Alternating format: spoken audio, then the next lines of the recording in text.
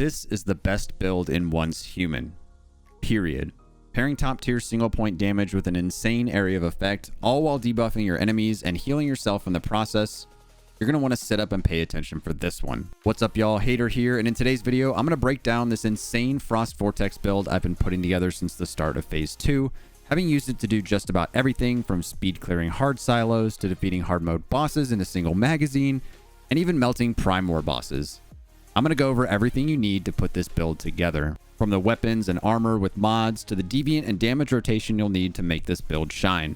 The crazy thing about this build is that it's not even as good as it can be, as there are still slight changes I want to make, but I'm at the mercy of RNG for farming perfect mods. I've also included a short section later in the video that's timestamped if you want to just look at everything without an explanation, but I'd recommend watching the entire video, one, because I explain how and why everything works together, and two, it helps me out as a creator. Either way, let's get into it. First and foremost, it's important to understand just exactly what Frost Vortex is. Frost Vortex is a damage type that applies a continuous debuff and continuous damage in an area of effect. You'll trap enemies in a 4.5 meter radius and inflict 30 psi intensity status damage per second for 4 seconds. So each Frost Vortex will inflict 4 instances of damage. As it states here, up to 2 Frost Vortex can exist at a time, continuously applying damage, but with this build, you'll be able to have 3. Because this build revolves around status and frost damage, you're going to want to make sure you build into that at every opportunity, and you'll see how that's emphasized throughout the entire setup. As for the build itself, let's start with the main weapon that it's centered around, the Frost Vortex Assault Rifle Abyss Glance. You can unlock this weapon to craft either from randomly getting it to drop from the wish machine, or you can purchase the blueprint for it outright for 8,000 Starcrom, an investment that I think is absolutely worth it. It has 4 weapon features, all designed around spawning Frost Vortex while shooting enemies. They state that hitting enemies 20 times triggers Frost Vortex. That can be either body shots or precision hits. Either way, anytime you shoot an enemy, you're building up enough hits to trigger Frost Vortex. Secondly, hitting weak spots will count as 2 hits. So if you hit 10 weak spots, that will trigger a Frost Vortex, meaning in order for it to be most effective, you want to be hitting those weak spots. Additionally, the closer to the center of the Frost Vortex, since it's an AoE effect, the higher the frost damage, up to 200% when a target is in the center. And lastly, frost damage is increased by 30%. So already you can see that the weapon itself leans heavy on status damage, so you'll want to be speccing into that, which you'll see a lot more of in the build.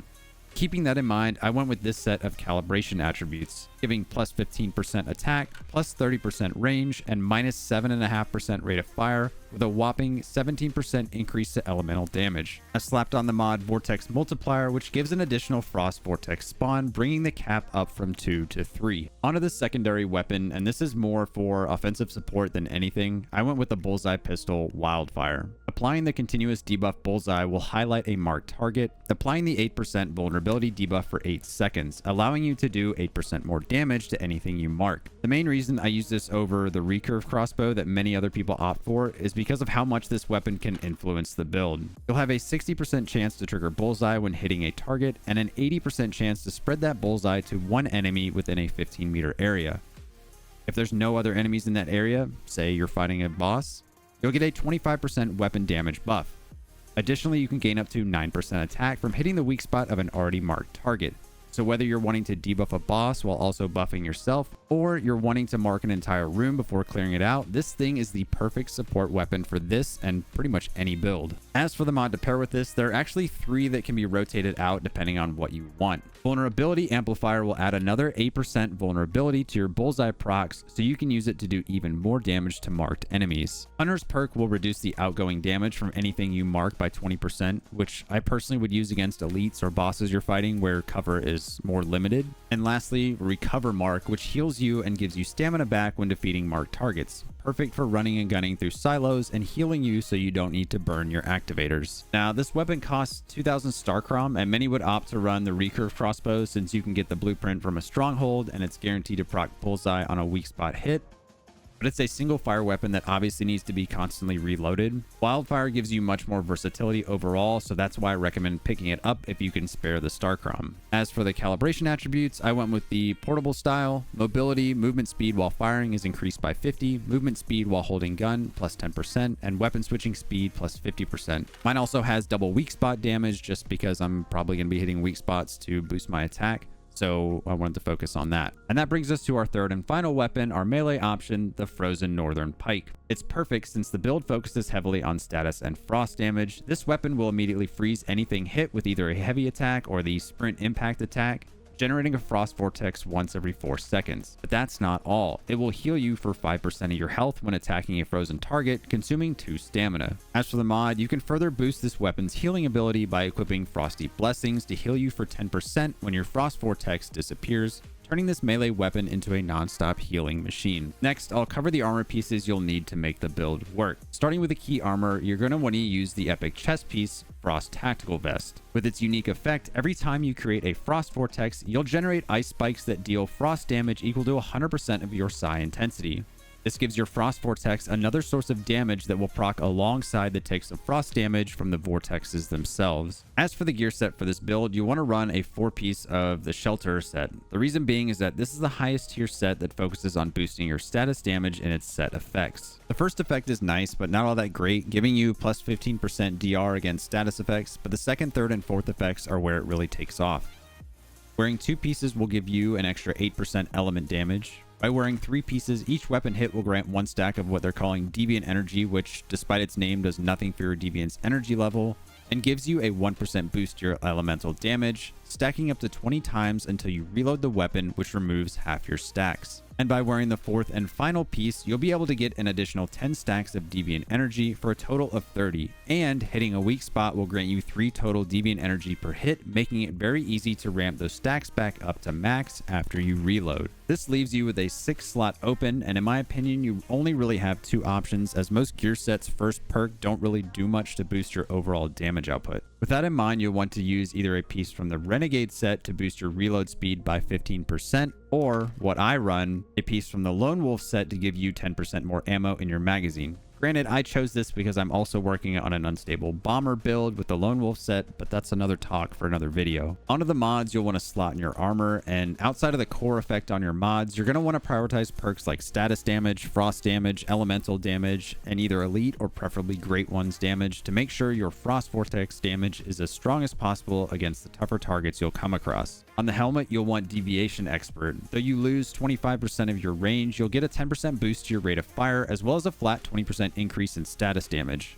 There doesn't seem to be any damage fall off on your frost vortex, so losing a little bit of range is an okay trade-off. I managed to max my status damage on this piece, and when I get more mod components, I'll finish enhancing this mod and pray that the last upgrade goes to Great One's damage. On the mask, you'll want the Lingering Frost core effect, which essentially boosts the final damage of your frost vortex up to 60% the longer your frost vortex inflicts damage, which makes it perfect for things like bosses and elites. The chest piece gets a little weird because the options are all very heavily weighted towards healing and increasing damage resist or movement speed. So this is a case where you'll want to use a blue mod, specifically Flame Resonance. This can also roll with the Affix talents, giving you more element damage, but I'm running the one without because it also has a boost to damage against Great Ones. On the pants, Precision Charge is pretty much the only option, since it's the only one I've seen that boosts either status or element damage, short of equipping another blue Flame Resonance mod. It relies on you hitting weak spots though, as it states that for every 10% weak spot hit rate of the previous magazine, you'll get a 4% boost to elemental damage for 10 seconds, which is stackable up to 24%, lasting for 10 seconds. Again, there's more status damage in the top slot, but I don't have one with that and Great Ones yet, so I'll be looking out for that to make this do even more damage to bosses. On the gloves, you'll want to use the mod Status Enhancement for another flat 20% increase to your status damage.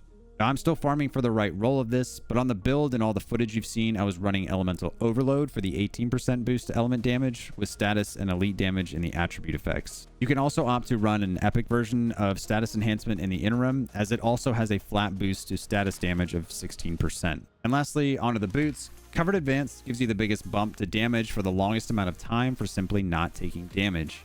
It states that taking no damage for 4 seconds grants you a 20% increase to your melee, weapon, and status damage for 30 seconds, resetting after the 30 seconds is up. So as long as you can go 4 seconds without taking any sort of damage, you'll have that boost for 30 seconds, during which you can take damage and still keep the buff up. After the 30 seconds are complete, just go another 4 seconds without taking damage and you can do it all over again. Next up, let's go over the best deviant to pair with this build, the polar jelly that drops from the PvP event Cargo Shuffle. This is already one of the best deviants for supplemental damage anyways, and when you use it with this frost build, you'll do 31.5% more frost damage to anything taking damage from the polar jelly, and any frost vortexes that are formed inside this damage radius will create additional ice spikes on top of the ice spikes you'll already be creating thanks to the frost tactical vest. Ideally, if you can get close and just drop the jelly for the auto attack, you'll get a little more time out of the damage boost. And honestly, sometimes when you throw the jelly at things, it has some weird tracking and can hit things in front of you if you're not careful with it. It's one of those things you'll just need to get comfortable with by using. The last part of the actual build I'll go over before getting to the damage rotation is the Cradle and Cradle mods. Some of these are personal preference, but anything that boosts your damage output is key. The non-negotiables are status enhancement for its boost to status damage, sustained suppression to boost status damage while clearing mobs, automatic weapon enhancement which gives you a 20% damage boost when using Abyss Glance and refunds ammo when killing enemies, and tactical combo to give you a 25% weapon damage boost when swapping back and forth as you mark targets with Bullseye. Agility is personal preference because I have a serious problem with rolling every chance I get. Bounty Hunter will further boost your damage when defeating targets marked from your Bullseye weapon, aka Wildfire. And these last two will lead us into the damage rotation for the build. Master Tactician, which gives you a 25% increase to damage against Great Ones for 15 seconds after using a tactical item. Now, there's a wide variety of different tactical items you can use. I'm a big fan of throwing either Molotov cocktails or the Fusion Lighter or Snowball, which are both tactical items created from deviants. And lastly, Deviation Master, which gives you a huge 50% boost to damage when fighting alongside your deviant. As far as the damage rotation goes, it's pretty straightforward and only really becomes difficult to do when there's a ton of server lag, especially during Prime Wars. Start with throwing or dropping your deviant, then use a tactical item, then start shooting. If you're a bot like me, you can always do them in whatever order you want, but know that the deviant will stay out longer than 15 seconds, so ideally you throw that out first to make the most of the time you're buffed after using a tactical item. If the lag isn't bad and you remember to, you can even reproc Master Tactician a second time while your deviant is still out. If you made it here, either you've watched the video all the way through, and I'd like to thank you for sticking it out, or you've skipped ahead just to get the details of the build. Either way, I'll use this chance to ask that if you enjoy the video or found it at all useful or entertaining, to please like it and consider subscribing. It's free and it helps me push out more Once Human content. That being said, I do firmly believe that this Frost Vortex build is currently the best all-around build in the game. I'm sure some Shrapnel mains have already rushed to the comment section to flame me about how their build does more damage, but that's about all it can do. A little bit more single target damage. The trade-off in using something like Frost Vortex is that you sacrifice a small portion of your damage to utilize both an area of effect and damage over time effects that, quite frankly, are even better themselves than many builds out there. While some builds have to constantly point, click, and shoot, constantly moving from target to target, this build clears entire waves of enemies from simply dealing damage to one of them. It can handle both single targets and groups of enemies and doesn't discriminate between them.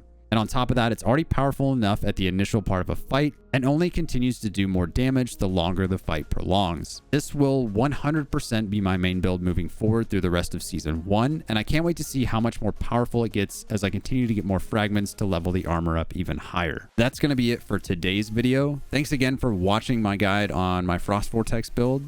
I've got 2 more builds in the chute to put out, but I wanted to perfect them a little bit more, so expect them in the next week or so, just in time to spend the last of your Season 1 Starcrom. If you're looking for a great community of Once Human players, feel free to join our community Discord server, The Lighthouse, linked in the video description. That's it for me. I'm done, I'm out, and I'll see y'all in the next one.